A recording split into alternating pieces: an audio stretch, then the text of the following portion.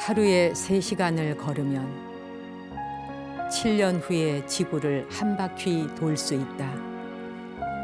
비록 물리적으로 우리가 하루에 3시간씩을 걷는다 해서 정말 7년 만에 지구를 한 바퀴 돌 수 있는 것인지는 정확히 모르겠습니다만은 작은 노력이 쌓이고 쌓이다 보면 큰 결실을 거둘 수 있는 것 아니겠느냐 하는 그런 말을 이렇게 시처럼 담아서 표현한 것이라고 생각합니다.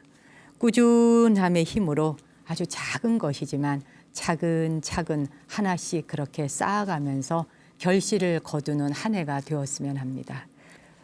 올 겨울은 이 추위가 좀 한꺼번에 막 불어닥치듯이 바람이 불고 또 그러면서 강추위로 떨어졌다가 또 갑자기 막 10도 정도 차이가 났다가 이렇게 널뛰듯이 추위가 좀 고르면서 추워야 좀 우리도 몸에 이렇게 대책을 세우기가 쉬운데 좀 풀렸다가 금방 봄이 올 듯 그러다가 또 갑자기 확 한파가 밀어닥쳤다가 이러니까 종잡을 수가 없어서 감기 걸린 사람이 굉장히 많더군요.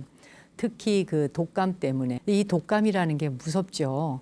나 한 사람만 걸리고 끝나는 게 아니라 콜록 기침하면 옆 사람 막 파편 튀기듯이 튀어서 전달하는 바람에 민폐를 끼치게도 되고 말이에요. 한번 퍼뜨리게 되니 파급 효과가 하도 크다 보니까 독감도 아주 무시무시해졌습니다. 어지간해서 낫지도 않잖아요. 그냥 뭐 나을만 하면 또 달라붙고 나을만 하면 또 달라붙고. 근데 건강들은 어떠하신지요? 우리 나무 아래 앉아서 또 BTN 시청자 여러분 부디 감기 걸리지 마시고 건강하게 그렇게 한 해를 지내셨으면 하는데 여러분의 건강을 나무 아래 앉아서가 지켜나가도록 하겠습니다.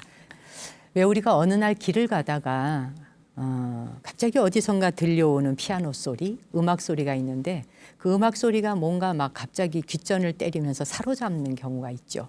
이게 어디서 나는 소린가 하면서 어느 집이거나 어느 카페이거나 또는 어떤 레코드 가게이거나 그래서 굉장히 좋은 음악 소리가 들려 나오면 기분까지 업되고 이렇게 좋아지는 때가 있죠.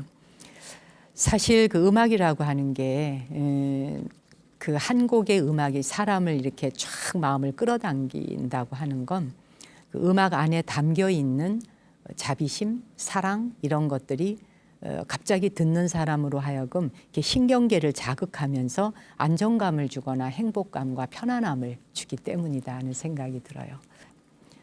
오늘 제 앞에 책상 위에 뭔가가 있죠. 방송국에 왔더니 선물이 왔다 그러고 갖다 놨더라고요.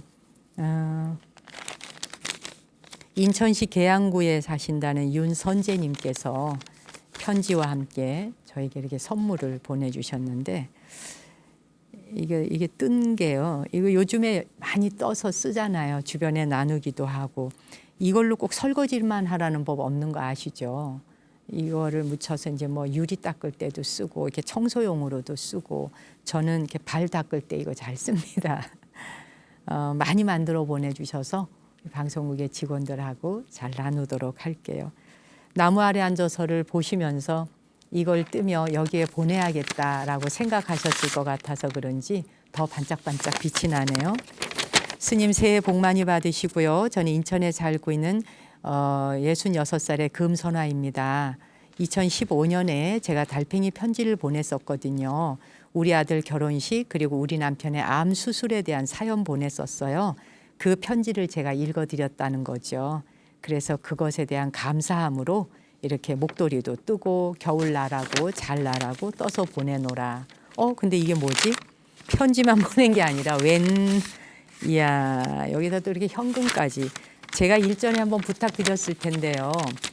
TV 보시다가 신심이 나서 돈 보내주고 싶다 할 때 이렇게 편지 봉투에다 현금 넣어서 보내는 거 이거 안 되는 거 아시죠? 원래 편지 봉투에 현금 넣어서 보내는 거 아닙니다. 이게 편지에다 이렇게. 보통 이제 이렇게 보내시려면 등기 우편으로 해가지고 처리를 해야 되는데요. 이렇게 현금은 분실되면 찾을 길도 없거든요. 윤 선재님께서 보내주신 3만 원 우리 나무 아래 앉아서 후원금으로 잘 입금해서 쓰도록 하겠고요. 목도리를 떠서 보내주셨으니 또 한번 걸쳐는 봐야 되겠죠? 어휴, 제가 마이크만 없으면 이렇게 탁 끼워가지고 제대로 해보겠는데 이 마이크가 있으니까 여기까지만요. 다 빨아가지고 이미 손질까지 싹 해서 보내주셨네요. 고맙습니다. 한 땀 한 땀 떠서 보내주신 그 정성 생각하면서 저도 방송 열심히 하겠습니다. 고맙습니다. 아이고 참, 오늘은 그럼 이걸 무릎에라도 이렇게 덮고 해야 되려나? 제가 이 나무 아래 앉아서 방송하면서 가장 많이 받는 선물이 이렇게 뜨개질을 해서 보내주시는 거예요. 요즘에 그 20대, 30대의 젊은이들이 취미로 그 뜨개질을 참 많이 한다 그래요. 군인들도 한다고 들었는데, 뜨개질이 잡념 없애는 데도 좋고요. 또 자기 마음 다잡는 데도 좋고, 그다음에 이 뜨개질이라고 하는 것도 계단 올라가는 것과 같아서 그냥 건너뛸 수가 없잖아요. 성큼성큼. 그러니까 정말 한 바늘 한 바늘 한 땀 한 땀이 엮어져서 성이나 다리를 쌓듯이 벽돌 쌓듯이 나가야 되는 것이어서 어느 것 하나도 건너뛰고는 지나갈 수 없다 하는 또 인생을 배우는 게 아닌가 싶어서 참 좋은 것 같습니다. 많은 불자들이 사경도 하시고 또 뜨개질을 하시고 그런 걸 많이 전해주셔서 제가 받은 선물만도 꽤 여러 개 되는데 하나하나 정말 정성 감사드리고요. 제가 이 뜨개질을 못 해가지고 이거 하시는 거 보면 참 신기하고 대단하다 싶어요. 다시 한번 감사드립니다. 오늘은 인도의 시성 타고르의 시 한 편 읽어드리려고 준비해 왔습니다. 타고르의 시 중에서 1913년 동양인 최초로 노벨 문학상 수상작이 되었던 기탄잘리 들어보신 적 있죠? 이 기탄잘리는 총 103편으로 되어 있어요. 그러니까 이렇게 연결되어서 써진 연작 시입니다. 생명과 죽음에 대해서, 그리고 또 고독과 사랑에 대해서, 그리고 신과 영원, 인간의 근원을 묻는 아주 다양한 주제를 담고 있는 게 기탄잘리의 연작시이죠. 이 기탄잘리라고 하는 제목이 의미하는 바는 신에게 바치는 노래라는 뜻이기도 해요. 우리의 코너와도 아주 잘 어울리죠. 우리가 시의 기도라는 지금 이 시간이 코너이죠. 타고르의 시에는 사람의 마음을 치유하는 힘이 워낙 뛰어나서 시를 잘 모르는 사람들이라고 해도 그의 시를 읽다 보면, 글 한 줄을 읽다 보면 한편의 경전을 읽고 있는 듯. 그래서 굉장히 깊이 가슴에 와닿고 또 몰랐던 사람들에게 새로운 세계를 눈뜨게 해주고 아무튼 그렇게 지혜가 생기게 해주는 그런 시이기도 합니다. 그 기탄잘리의 서문을 쓴 그 영국의 유명한 시인인 예이츠. 그 예이츠는 자기의 지인이던 벵골 의사의 말을 빌려서 그의 시를 한 줄 읽으면서 세상 근심을 다 잊었다고 해요. 누군가에게 세상의 근심과 시름을 내려놓게 할 만큼 그렇게 지혜가 담겨 있는 말이다 하는 걸 기본적으로 가지고 계시면서 이 시를 듣는다면 또 색다르게 다가올 겁니다. 오늘은 그중에서 39편에 있는 내용을 한번 골라봤어요. 천천히 읽어드릴 테니까 여러분도 한번 감상해 보시죠. 기탄잘리 중에서 39편 가운데 글을 같이 감상해 봤습니다. 어떤 시는 행간의 의미를 해석하고 곱씹어가면서 이게 이해를 해야 되는데 타고르의 시의 특징은 이게 기도문, 우리 불가로 말하면 발언문과 같은 그런 느낌이어서 그냥 듣는 순간 뭔가 내 자신이 그대로 이렇게 기원드리는 것 같은 마음이기 때문에 따로이 뭐 이해를 해야 한다거나 뭐 해석을 해야 한다거나 그런 거는 없는 것 같아요. 그냥 바로 곧바로 나의 그 발언, 나의 기도로 그대로 그냥 다가오는 그런 특징이 있습니다. 난해하지도 않고 어렵지도 않고 뭐 그렇다고 해서 쉬운 것도 아니고 아무 말이나 하고 싶다고 하는 것은 아닌 깊이와 그 높이와 이런 것들은 굉장히 웅숭 깊은데 그런데 거기 담아내는 말씀은 우리 모두의 간절함과 진실이 담겨서 더욱더 그 내용이 와닿는 것 같습니다. 오늘 낭독해 드렸던 그 내용 중에서 혹시 이 부분 어떻게 들으셨어요? 거린 같은 내 마음이, 그러니까 마치 이렇게 걸식하는 거지 같은 그런 내 마음이 한 구석에 이렇게 웅크리고 있을 때 나의 왕이여 그 문을 확 부수어 열고 왕의 위엄을 지니고 오소서, 이 말입니다. 이 대목이 저도 그대로 확 와닿았었는데요. 우리 왜 살다 보면 그럴 때 있죠. 정말 자기 자신이 아주 쪼잔하게 굴 때가 있잖아요. 아무것도 아닌 것에 틱틱거리고 아무것도 아닌 것에 화풀이하고 아무것도 아닌 것에 따지고 말이에요. 크고 넓은 마음을 쓰지 못하고 대해 같은 마음을 쓰지 못하고 너만 아냐? 나도 안다. 뭐 이라든지. 그리고 네가 뭐 가르쳐 주는 거 난 그런 거 필요 없어. 뭐라든지. 이렇게 그런 마음들, 그러니까 마음의 여백이 없는 상태. 이기심이기도 하고 나 잘났다는 생각이기도 하죠. 그걸 교만심이나 오만이라고 표현을 합니다만 교만과 오만은 정말 잘나서가 아니라 진짜 못났기 때문에 못났다 보면은 잘난 척을 하게 되다 보니까 거지 같은 행동을 하게 되는 거죠. 그럴 때 그것이 나의 모습이 아니라는 걸 참되게 깨닫게 해달라. 그게 나의 본연의 자세가 아니라는 것. 아무것도 아닌 것에 시큰둥하거나 삐져 있거나 마음이 꽁해 있거나 이렇게 옹색하고 옹졸해 있는 그런 거렁뱅이의 마음을 이 문짝을 꽉 부수고 들어오듯이 왕의 위엄을 갖추고 권자에 다시 당당하게 턱 앉은 임금처럼 내 자신의 주인공 자리를 찾게 하라. 내가 원래 주인임을 스스로 당당함을 찾게 하라.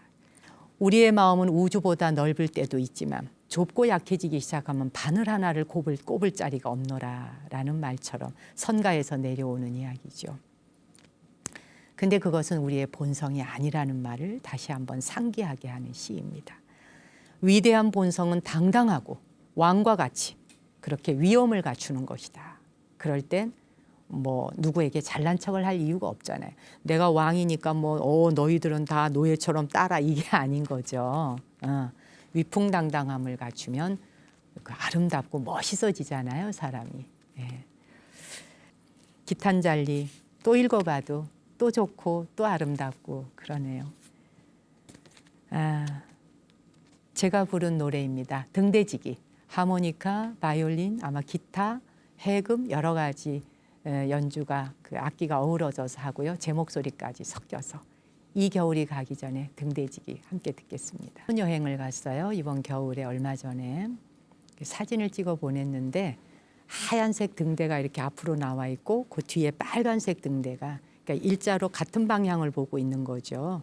이렇게 서로 약간 이렇게 차이가 나게. 여기는 흰 등대, 여기는 붉은 빨간 등대 이렇게 두 개가 나란히 이렇게 있더라고요.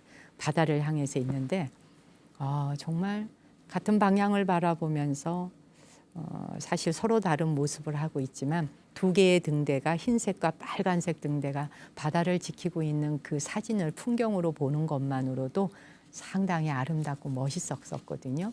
그 바다를 지나가는 수많은 배들에게 길을 안내해 주는 등대, 정말 그지없이 고마운 그 등불이기도 합니다. 자, 오늘 달팽이 편지는 서울 관악구 신림동에 사신다는 박정식님께서 메일을 보내오셨네요. 소개하겠습니다. 스님께 처음으로 글을 올려봅니다. 저는 신림동에서 공부하고 있는 29살 박경식이라고 합니다. 대학 졸업하고 1년 반 정도 직장 생활을 했는데 적성에 맞지 않아 다시 진로를 모색하며 시험을 준비하고 있습니다. 이곳 신림동에는 미래를 바라보며 현재를 저당 잡힌 쓸쓸한 청춘들 참 많습니다. 친구를 만나는 것도 여행을 가는 것도 여자친구를 사귀는 일도 모두 언젠가로 미루어져 있습니다. 해가 저물면 비슷한 차림으로 혼자서 밥을 먹는 고시생들 속에서 하루하루를 지내다 보면 정말 우리가 원하는 그 미래가 올까 불안해지기도 합니다. 마치 다시는 봄이 오지 않을 것 같은 추운 겨울의 밤바람처럼 우리의 시간은 꽁꽁 얼어있지요. 한동안 공부가 손에 잡히지 않아서 방황할 때 옆방에 살고 있는 형이 이 방송을 소개해 주었습니다. 저는 불교 신자도 아니고요. 이런 방송을 본 적이 없어서 반신반의하며 스마트폰으로 방송을 보게 됐습니다. 그런데 방송을 보고 나니 마음이 참 편안해지더군요. 그리고 스님 방송을 들으면서 느꼈어요. 나만 힘든 게 아니구나. 모두 말하지 않을 뿐 다 힘들게 살아가고 있다고 생각하니 조금 위로가 됐습니다. 스님, 이제 시험이 얼마 남지 않아서 당분간은 공부에 매진할 생각입니다. 스님 말씀처럼 느려도 천천히 제 속도로 나아가겠습니다. 마음의 평안과 위로를 주시고 희망을 잃지 않게 용기 주신 스님께 감사드립니다. 꼭 시험에 합격해서 소식 전하겠습니다. 와, 이거는 박수 쳐야 돼. 진짜 최고. 야, 멋있습니다. 29살 박경식 청년이시라. 미래를 향하여 시험 공부를 준비하고 계시는데 올해는 뭔가 잘 될 것 같아요. 나무 아래 앉아서를 앱으로 다운받아서 듣고 보면서 이런 느낌을 받을 정도의 청년이다. 저는 우리 방송이 좋다라는 말씀을 꼭 드리고자 하는 게 아니라 이 방송이 오락 프로도 아니고 흥미가 진진한 프로가 절대 아니거든요.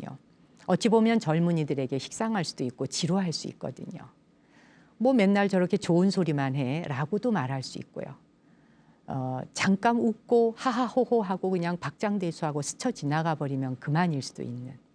근데 이 시간이 주는 건 인생의 깊이도 더해야 되고 뭔가 이것저것 생각도 해봐야 되고 고민도 해야 되고 뭐 여러 가지 사실 마음을 기울여야지 들어지거든요.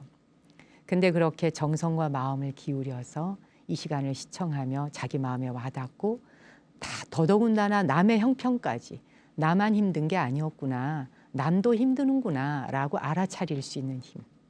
그런 마음과 능력을 가진 사람은 저는 반드시 시험뿐이 아니라 자기가 나가고자 하는 방향과 목표를 잃지 않을 수 있는 분이다라고 그렇게 생각합니다. 믿고 있습니다. 이번에 꼭 시험 합격하셔서 두 번째 소식 주시기를 저도 기도하고 기원할게요.